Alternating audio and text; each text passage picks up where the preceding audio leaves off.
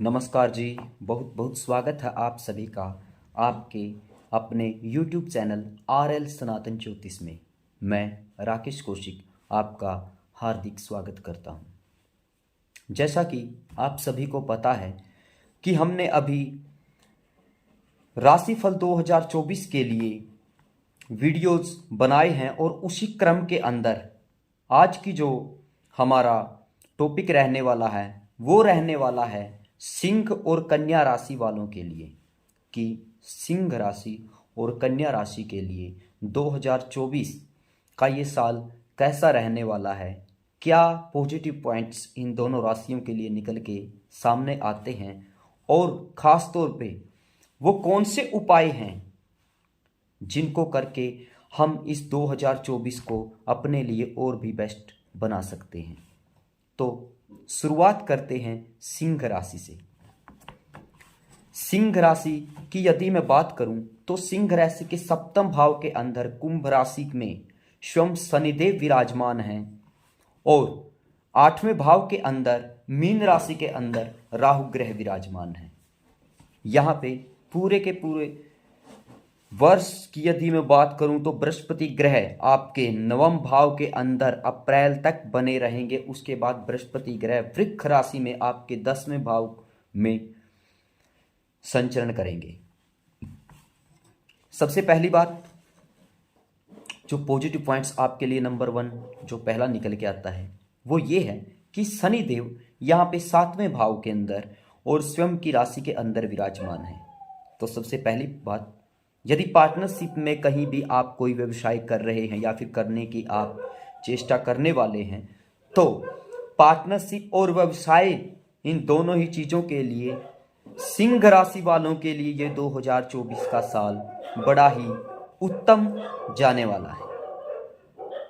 इसके साथ साथ यदि जीवन साथी के साथ किसी भी बात का आपका तनाव या फिर रिश्तों में कोई दरार आ चुकी थी तो इस वर्ष रिश्तों में पूरा सुधार होता हुआ दिखाई दे रहा है। यहां पे एक बात और ध्यान देने योग्य है, शनिदेव आपके छठे भाव के भी स्वामी हैं और शनिदेव की जो पोजीशन है इस टाइम पे वो बड़ी ही अच्छी पोजीशन, उच्च पोजीशन मानी जाती है। बड़ी प्रिय राशि है शनिदेव की। तो यहाँ पे छठे भाव के अंदर जितने भी शत्रु है, शत्रुओं के ऊपर आपकी सामने शत्रु ठहर नहीं पाएंगे। शत्रुओं के ऊपर आपकी जय निश्चित है इस वर्ष। यदि कहीं से भी लोन ऋण यदि आप लेना चाहते थे तो उसके लिए ये समय बड़ा ही उत्तम है। लोन आपको आसानी से यहाँ पे मिल सकता है। स्टार्टिंग का जो समय है, शुरुआत के 4 महीने आपको मैं जरूर बोलूँगा कि शत्रुओं से थोड़ा सा सावधान रहिए। उसके बाद कोई भी परेशानी आपको आने वाली नहीं थी। इन्वेस्टमेंट, यदि इन्वेस्टमेंट की यहाँ पे बात करूँ, यदि इन्वेस्टमेंट कहीं पे भी कर रहे हैं तो पहले अच्छी तरह से डॉक्यूमेंट सारे चेक करके ही पूरा डिसीजन लेके अच्छे प्रकार से सोच विचार करके ही कोई इन्वेस्टमेंट आप करिएगा, क्योंकि ये वर्ष सिर्फ और सिर्फ इन्वेस्टमेंट के लिए आपके लिए अच्छा नहीं है। इसके साथ साथ ब्लड रिलेटेड प्रॉब्लम्स, रक्त संबंधी विकार आपको इस वर्ष आ सकते हैं। इस बात का आप विशेष तौर से ध्यान रखें। वहीं जो लोग राजनीति से जुड़े हुए हैं तो उनके करियर में यहाँ पे कुछ अच्छी संभावनाएं बनती हुई नजर आ रही हैं। दूर की यात्राएं कहीं पे भी आपकी सुखद यात्राएं हो सकती हैं। इसके साथ साथ अपने व्यवहार को, सिंह राशि वाले अपने व्यवहार को इमोशनली न बनाएं, इमोशंस में न बहें। इस वर्ष अपनी व्यवहारिकता को सुधारें। सिर्फ यही एक पॉइंट है जो आपका इस वर्ष वीक होने वाला है। इमोशंस में कोई भी आप ऐसा डिसीजन ना लें जो आपकी लाइफ को बर्बाद कर दे। व्यवहारिक तरीके से अपनी चीज़ों को पूरा करते चले तो ये वर्ष आपके लिए बड़ा ही अच्छा होने वाला है। प्रॉपर्टी से संबंधित कोई काम यदि है, प्रॉपर्टी से रिलेटेड, तो यहाँ पे थोड़ी सी रुकावट आने की संभावनाएं बनती हुई नजर आ रही हैं। अब बात करते हैं कन्या राशि की। कन्या राशि में शनिदेव आपके छठे भाव के अंदर पूरे वर्ष संचरण करेंगे। राहु ग्रह आपके सातवें भाव के अंदर संचरण करेंगे। बृहस्पति ग्रह अप्रैल तक आपके अष्टम भाव के अंदर संचरण करेंगे। उसके बाद अप्रैल के बाद नवम भाव के अंदर संचरण करेंगे। वहीं यदि केतु ग्रह की मैं बात करूं तो केतु ग्रह आपके लगन में संचरण करेंगे।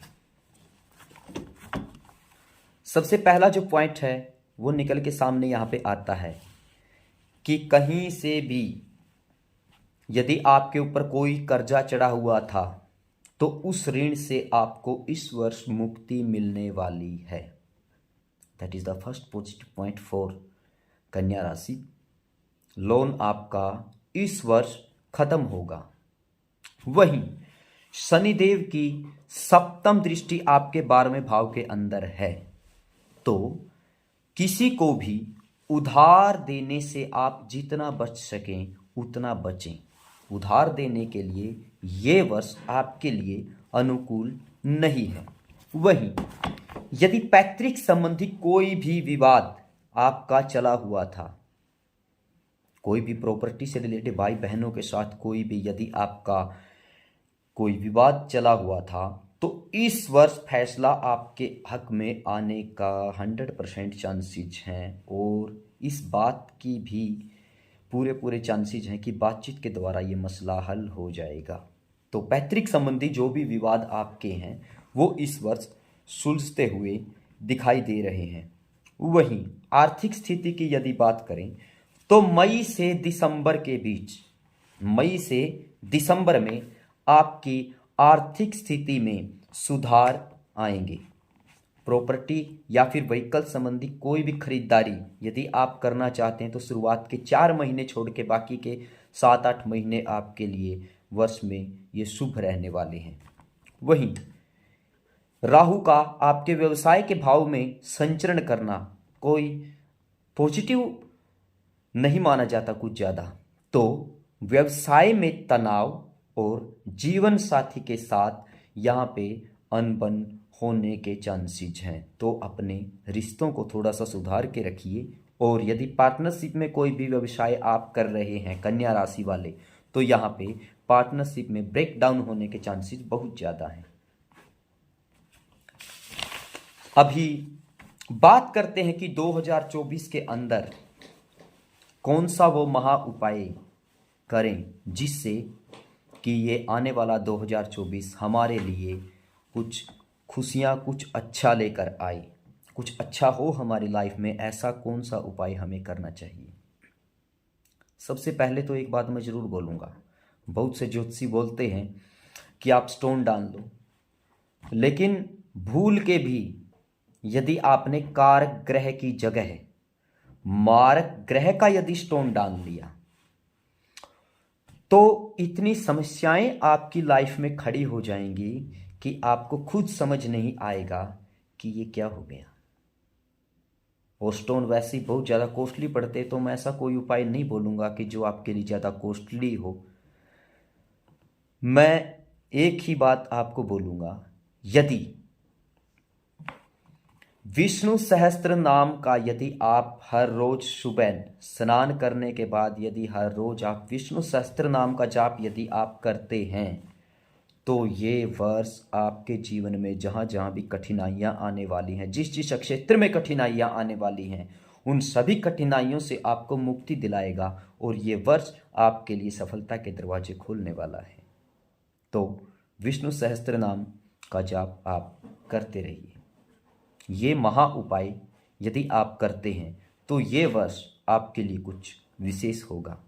आशा करता हूँ कि जो जानकारियाँ मेरे द्वारा दी गई हैं वो आपको पसंद आई होंगी। और यदि आपने चैनल को सब्सक्राइब नहीं किया है तो कृपया चैनल को लाइक और सब्सक्राइब कीजिए और वीडियोज़ को शेयर कीजिए। वहीं कुछ एक ऐसे टॉपिक्स होते हैं जिनके ऊपर मैं आपके साथ तकरीबन हर वीडियो के अंदर आपके साथ डिस्कशन करता ही रहता हूं। क्या किसी ग्रह का दान यदि हम करते हैं, दान बेस्ट है, या फिर उस ग्रह का जाप हम करते हैं, जाप अच्छा है, या फिर उस ग्रह का स्टोन। ऐसे बहुत से कॉल्स मेरे पास आती हैं, बहुत से मैसेजेज इस टाइप के आ जाते हैं कि बताइए आप स्टोन डालना है हमें, या फिर जाप, या फिर क्या ऐसा होना चाहिए। तो सबसे पहली बात तो मैं आपको एक ही यहाँ पे कहूँगा, सबसे पहले ज्योतिष मन से चलता है। सबसे पहले जिस चीज़ के बारे में आपको सावधानियां दी गई हैं उनके ऊपर आप विशेष तौर से ध्यान रखें कि हमें इस वर्ष सावधानियां क्या क्या रखनी है। वहीं मैं कभी भी स्टोन डालने के फेवर में नहीं हूं, क्योंकि बहुत ज़्यादा कॉस्टली है और हर इंसान की इतनी औकात नहीं है कि वो एक महंगा स्टोन डाल सके। इसके साथ साथ हर स्टोन, यदि एक फील्ड में वो स्टोन काफ़ी फायदेमंद है, लेकिन कहीं ना कहीं उस स्टोन का भी एक साइड इफेक्ट होता है जो हमें बताया नहीं जाता। ये है वो बात, स्टोन का साइड इफेक्ट हमें बताया नहीं जाता। एक बात मैं बताता हूँ, यदि जन्म कुंडली के अंदर कोई भी ग्रह आपके उच्च का है और आप बड़े खुश हैं कि फला ग्रह हमारी जन्म कुंडली के अंदर उच्च का बैठा हुआ है, लेकिन एक बात का आप विशेष ध्यान रखिए, यदि वो ग्रह किसी भी भाव में आपकी जन्म कुंडली के अंदर बहुत उच्च का है, तो उस ग्रह की सप्तम दृष्टि जहां पे जाएगी वहां पे वो ग्रह नीच का हो जाएगा, और वहां पे जो जहां पे सामने वाला जो सप्तम भाव है उसके फल को वो पूर्णतः नष्ट कर देगा। और उसको यदि डिग्री उसकी थोड़ी सी डाउन है तो हम उसकी डिग्री बढ़ाने के लिए यदि स्टोन डालते हैं तो पॉजिटिव पॉइंट्स आपके बढ़ेंगे, लेकिन सामने वाले भाव में जितने भी नेगेटिव पॉइंट्स होंगे वो भी आपके इंक्रीज होते चले जाएंगे। तो विष्णु सहस्त्र नाम is the best remedy for all ज्योतिष रिलेटेड प्रॉब्लम्स। यदि हर रोज विष्णु सहस्त्र नाम का जाप यदि आप करते हैं तो इससे अच्छा उपाय आपके लिए कोई हो नहीं सकता। वहीं यदि आप अपनी जन्म कुंडली का विश्लेषण मुझसे करवाना चाहते हैं तो डिस्क्रिप्शन के अंदर मेरे कॉन्टैक्ट्स नंबर और लिंक दिए हुए हैं, आप मुझसे कॉल या फिर व्हाट्सएप करके आपकी जन्म कुंडली का विश्लेषण मुझसे करवा सकते हैं। जय श्री राम, जय राधे।